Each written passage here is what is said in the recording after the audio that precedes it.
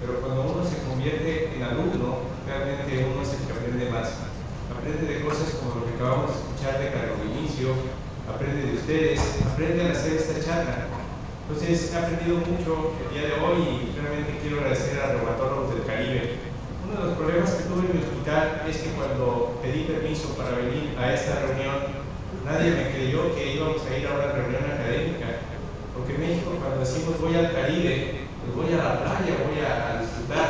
Entonces, cuando dicen te invitan los reumatólogos del Caribe a una reunión científica, no es fácil que le crean a uno, pero bueno, ya llevaré las 1000 fotos que de este evento se han tomado. Me pidieron que habláramos de qué debemos medir en la práctica clínica de la artritis reumatoide y quiero compartir con ustedes primeramente el supuesto de que este paciente ya tiene un diagnóstico.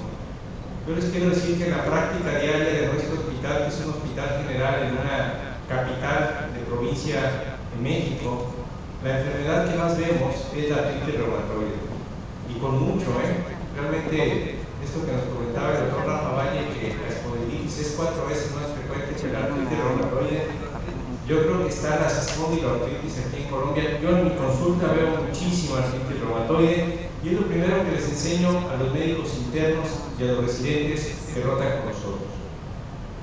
¿Qué es lo que vamos a medir con estos pacientes? Bueno, vamos a enfatizar varios puntos. El primero de ellos es el concepto de actividad de la enfermedad. Sin embargo, no es lo único. Vamos a medir dolor, funcionalidad, calidad de vida. Estos medicamentos, estos pacientes requieren una serie de fármacos que tenemos que estar pendientes de la toxicidad medicamentosa y hasta el 50% de los pacientes con artritis reumatoide tienen otra enfermedad reumática, tienen comorbilidad que también nosotros debemos manejar de manera muy cuidadosa. Quiero enfatizar este concepto clave que es el de actividad de la enfermedad. Cuando un paciente llega con nosotros con este diagnóstico de artritis reumatoide, nosotros tenemos que estar claramente evaluando con mucho cuidado si el paciente tiene una enfermedad activa o no. Y este desenlace es especialmente importante para los pacientes por lo que implica, para los médicos porque tiene implicaciones claras de manejo, para los investigadores para tener mejores tratamientos y desde luego para las agencias regulatorias para justificar el empleo de algunos esquemas que no son baratos. ¿Cómo medirlo? Bueno, hay instrumentos variados y lo más importante, hay que entender que hay una correlación entre ellos. Cuando hablamos de actividad de la enfermedad de la artritis reumatoide, hay que pensar que es una especie de mosaico, donde nosotros tenemos que revisar si hay inflamación de las articulaciones. Esto se ve muy bien en el pizarrón y en una diapositiva, pero este aspecto es clave. ¿Cómo le voy a enseñar a mis alumnos, a los médicos, si la articulación está inflamada o no? Hay que enseñarlos a palpar, a sentir las articulaciones inflamadas versus las que no están inflamadas, las articulaciones dolorosas. Hay que evaluar si el paciente tiene dolor, qué piensa de su enfermedad. Hay que tomar reactantes de fase aguda, que aquí están anotados en el centro, preguntarles si amanecen con rigidez matinal, un aspecto clave para las amas de casa que en la mañana no pueden peinar a sus hijos. La gran mayoría de sus pacientes describen cuando están activos que además están cansados y un cansancio muy especial, un cansancio que hace que sus pacientes no disfruten su vida, no están funcionando bien y su estado de salud se ve comprometido. Todas estas variables pudieran quedar claramente mezcladas en este concepto de actividad que el clínico debe medir en cada visita. ¿Por qué medir actividad clínica? Bueno, si un paciente con artritis reumatoide tiene actividad en la enfermedad, nosotros debemos ajustar el tratamiento para llevarlo a un mejor control. El no hacerlo sería el equivalente a ver un paciente con sobrepeso que llega a la consulta, subirlo a la báscula y decir, para su estatura, usted tiene 10 kilos de más y no hacer absolutamente nada. Entonces, el paciente con artritis reumatoide que está activo, tenemos que ajustar el tratamiento. De otra manera, no estamos haciendo bien las cosas. Yo quiero simplemente reflexionar con ustedes una pregunta que le hice a reumatólogos mexicanos. De hecho, son 6 preguntas que les voy a hacer. Y estas preguntas se las hicieron también a reumatólogos en los Estados Unidos y en Europa. La idea es que habitualmente la gente que contesta a estas encuestas tiende a mentir. Pero bueno, a manera de reflexión, yo les preguntaba a mis compañeros en México, en pacientes con artritis reumatoide, hago conteos articulares en las siguientes visitas. En todas, 100%, casi en todas, que es la B, 75 a 99%, muchas veces 50-74%, pocas veces 26 a 49% o menos del 25%. Debería incluir inclusive aquí el 0%. Se sorprenderán, un paciente con artritis reumatoide, esta enfermedad que ustedes conocen muy bien, donde se inflaman las articulaciones y les duele y vienen a la consulta para que les ayudemos. Y muchos colegas, de verdad, y esto lo digo, no hacen conteos articulares. Es como decir, es un enfermo diabético que sabemos que sube la glucosa y le damos tratamiento y no le pedimos la glucosa o el colesterol o la presión. Entonces tenemos que hacer conteos articulares y la respuesta debe ser aquí 100% para realmente hacer las cosas bien. Los conteos articulares, nosotros vamos a revisar si las articulaciones están dolorosas e inflamadas, y en la actualidad la regla es hacer 28 articulaciones donde se incluyen tobillos y pies. Se ha validado su utilidad clínica en los estudios y en la práctica diaria. Sin embargo, es muy importante revisar todas las articulaciones. Cuando uno revisa la literatura sobre conteos articulares, da la impresión de que cada vez se quiere simplificar más. Al principio contábamos 68 articulaciones, luego 64 y ahora estamos en 24, pero hay compañeros reumatólogos investigadores que han hecho conteos de 12 articulaciones. Y hay algunos investigadores que ya no hacen conteos articulares, sino le piden al paciente que en un maniquí marque cuáles articulaciones a su juicio están inflamadas y dolorosas. Eso se está simplificando de tal forma, y yo sí creo que los conteos articulares es lo mínimo que un paciente con artritis reumatoide debe recibir de su reumatólogo. Eso no es negociable. Sabemos que si ponemos a dos reumatólogos del Caribe a revisar al mismo paciente y les pedimos que nos digan cuántas articulaciones inflamadas y dolorosas tiene ese enfermo, uno probablemente nos diga que tiene 12 inflamadas y otros días que tiene 8, y otros días que tiene 24 dolorosas y otros días que tiene 26. Hay una mala reproducibilidad interobservador. Sin embargo, la reproducibilidad intraobservador, si ese reumatólogo del Caribe lo vuelve a hacer, nos da la misma observación. Fíjense que es bien interesante esto de las articulaciones inflamadas, porque si entendemos la fisiopatogenia de la artritis reumatoide, el clínico entiende que una articulación inflamada se deteriora, se daña, y esto eventualmente nos lleva a una pobre capacidad funcional y a una deformidad, a las erosiones, al daño estructural. Entonces el clínico lo tiene muy claro. Para él lo importante son las articulaciones inflamadas para ajustar el tratamiento. Veían ustedes en la mañana la charla de ultrasonido. Nosotros podemos decir que un paciente está en revisión clínica, que no hay actividad evidente a la exploración en los estudios de laboratorio, pero si lo mandamos a Pasto y le hacen un ultrasonido a esas articulaciones, hasta 1 de cada 3 pacientes en supuesta revisión tiene Doppler color rojo, lo cual nos dice que no está en revisión por ultrasonido. Muchas organizaciones, y sé que aquí en Colombia también se hace, han empleado a profesionales afines, por ejemplo, enfermeras, para hacer los conteos articulares. Yo creo que esto está súper demostrado, que una enfermera entrenada puede hacer tan buenas exploraciones articulares o mejores que el reumatólogo. Esto no lo digo yo, lo dice la literatura, pero sí creo que esa parte de la exploración física es como el paciente que tiene un dolor abdominal y llega con el médico. El simple hecho de revisar el abdomen con cuidado tiene ya un efecto terapéutico. Yo creo que este hecho de que el reumatólogo revise las articulaciones también es algo muy importante. El cuestionario DAS-28, que es un índice compuesto de actividad de la enfermedad, le da más peso a las dolorosas. Esto es muy importante tenerlo en mente a la hora de revisar la actividad de esta patología. Pregunta 2 para reflexión. En pacientes con artritis reumatoide, les pregunto la intensidad de su dolor en el siguiente número de visitas. Igual, las mismas opciones.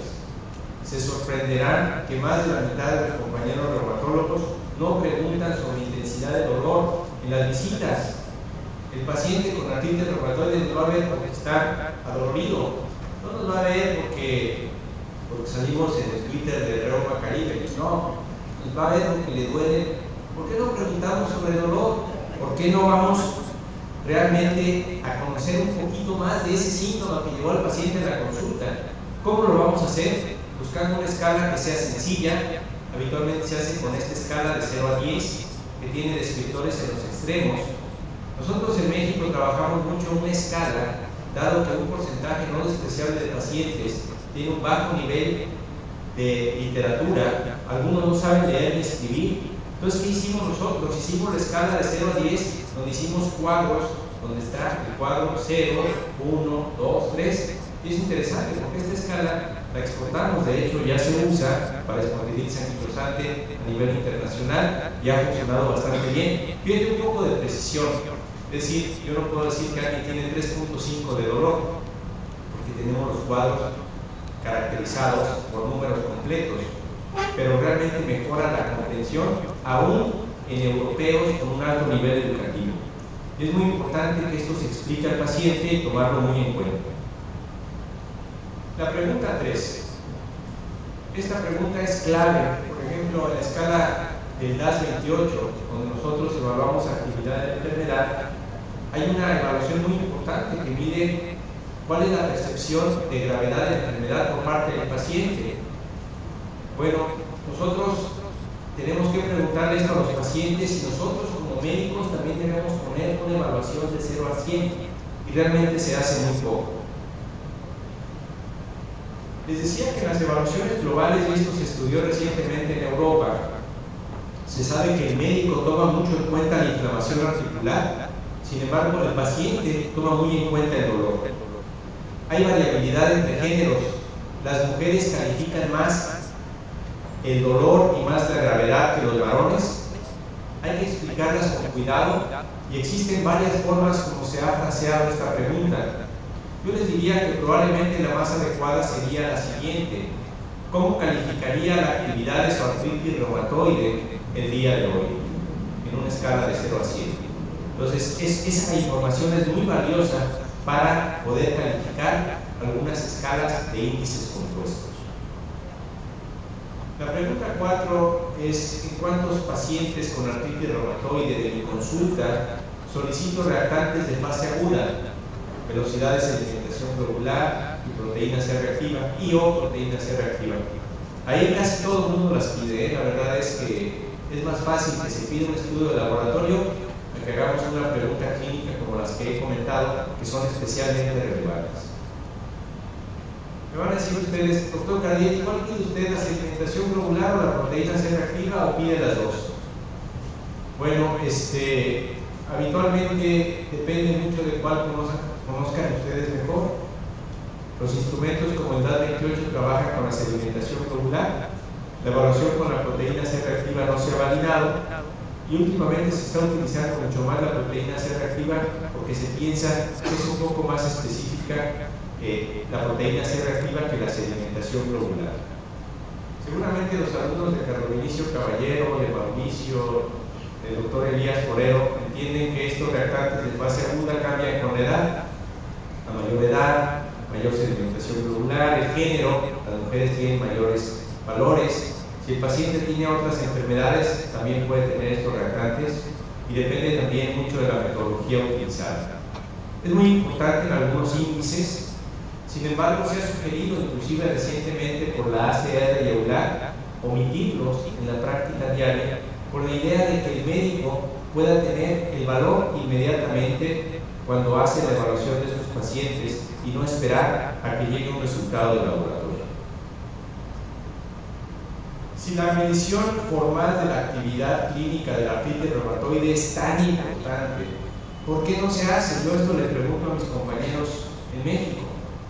Y bueno, habitualmente me dan algunas razones que están aquí listadas. Me dicen que no tienen tiempo, que realmente eso es costoso, que no tienen personal, que quién va a calificar esas escalas, que quién las va a interpretar, y piensan que se van a saturar de papeles.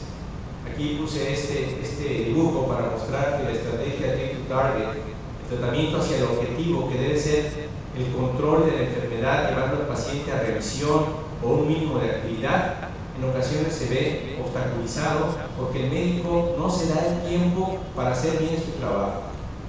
Entonces es muy importante que estos factores que aquí se enlistan puedan ser obviados para dar al paciente una mejor atención. La gente me dice, yo lo quisiera ver en mi consulta. Ya me dijeron hoy que algunos de los compañeros en Valledupar ven 80 pacientes diarios, que otros ven 40 más, en fin. Entonces, yo lo quisiera ver a usted, doctor Cardiel, en la consulta y no en un proyecto de investigación. Bueno, precisamente este tema se trata de hacer las cosas bien en la consulta. Y lo que nosotros queremos en la consulta es tener cosas factibles, sencillas, que ahorren tiempo, que la calificación sea muy fácil de interpretar, que nos sirva para atender al paciente y que todo quede en el archivo clínico. De verdad que esto que les estoy comentando se puede hacer en la consulta diaria aún de un hospital general. La pregunta 6. ¿En qué porcentaje de pacientes con artritis reumatoide aplico un índice compuesto de actividad clínica en las siguientes visitas? La verdad es que depende de qué foro estemos hablando, pero les puedo decir que menos del 50% de los pacientes en mi país aplican un índice de actividad clínica. Por ejemplo, en mi hospital somos 3 reumatólogos. Soy el único que hace esto y mis internos y residentes un poco se desorientan porque yo les digo que califiquemos esto y al otro día van con otro compañero que no lo hace, entonces acaban entendiendo que 2 que no lo hacen y uno que sí lo hace probablemente no sea necesario hacerlo por mayoría de votos. Entonces, es ese tipo de cosas que tenemos que seguir trabajando mucho y es en la gente joven en la que podemos impactar. ¿Por qué utilizar los índices compuestos?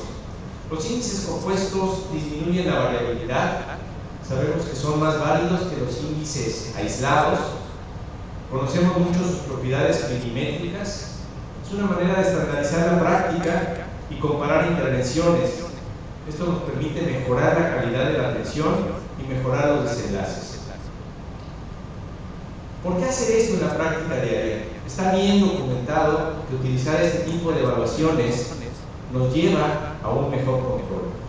Aquí les muestro los índices compuestos que más se utilizan en la práctica.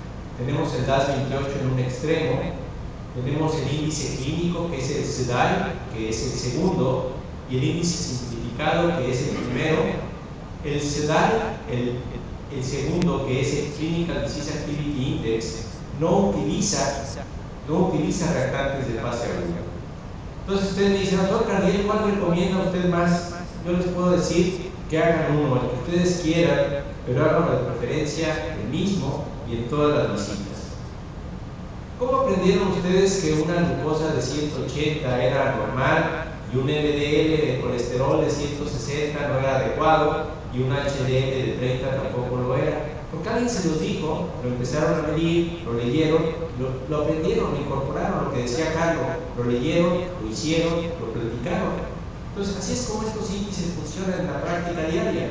Si ustedes me dicen, yo voy a usar el CDAI, ese que dice usted que no necesita estudios de laboratorio, bueno, ustedes aprenden que tener un CDAI menor de 2.8 es igual a remisión y yo quisiera que todos los pacientes estuviesen ahí. Pero si no lo logro, que estuvieran al menos con 10 de calificación. Esa sería mi meta. Pero ya tener 22 o más de 22 no es algo bueno para mi paciente. Entonces tengo que modificar el tratamiento si cuando venga no lo tengo en meta. La meta es remisión. Y la meta en ensayos clínicos del SDAI, de acuerdo a ACR regular, es tener menos de 3.3. Y en la práctica clínica, donde no se utilizan estudios de laboratorio, sería menos de 2.8. Es decir, prácticamente el paciente menciona que está muy bien de todo y nosotros no encontramos articulaciones inflamadas o dolorosas, o al menos solo encontramos una de ellas cuando mucho.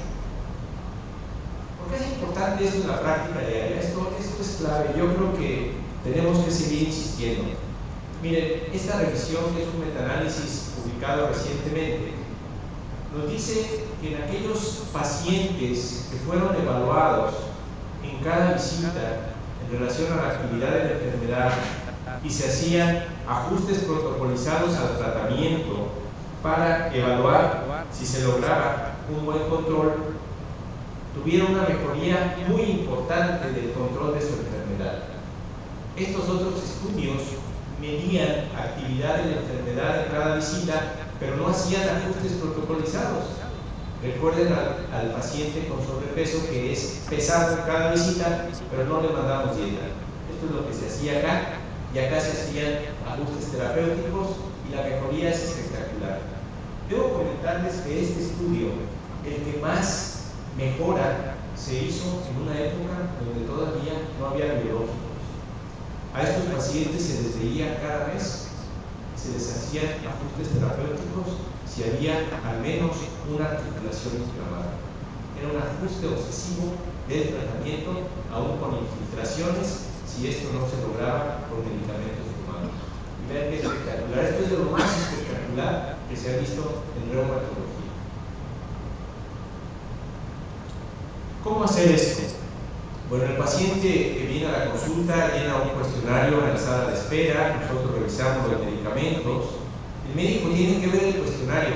Si no vemos el cuestionario, como el paciente que llega con sus análisis y radiografías y el médico no lo ve, eso hay que calificarlo y hay que tomar decisiones en función a ello. ¿Cuál es el futuro de la medición de actividad clínica en artritis reumatoide? Ya lo vieron hoy en la mañana.